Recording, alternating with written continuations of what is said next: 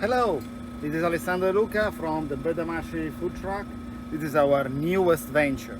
So, on top of Italian kitchen, cooking authentic Italian food, we realized that something was missing, and so we went on a quest.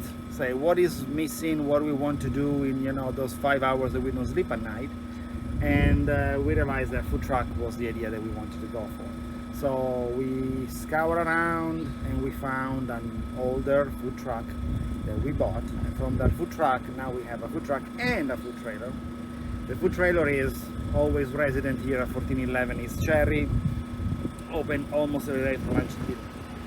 So the reason why we decided to focus on Sicilian food is mostly because I know it very well.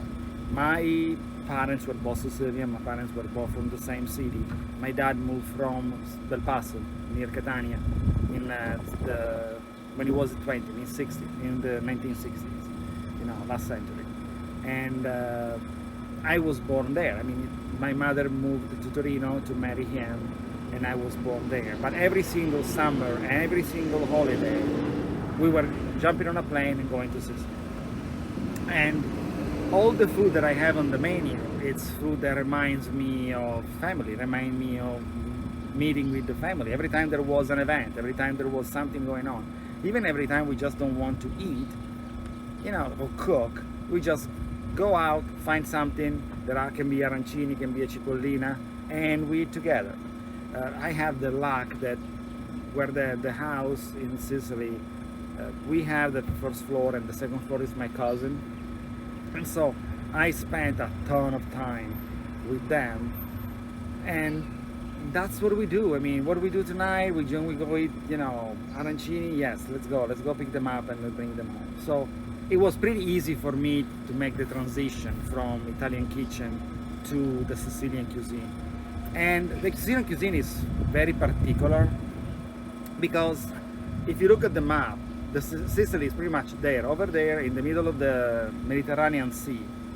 And every single civilization that moved over and over and over, up and down in the Mediterranean Sea since the beginning of times, had Sicily conquered. And so every single one brought something. I mean, we're talking about 5,000 years ago, the Phoenicians, and then the Greeks, and then the Romans. And then after the Romans comes the French, I think, and after the French, the barbarians, then the French, then the Spanish, and then the Arabs.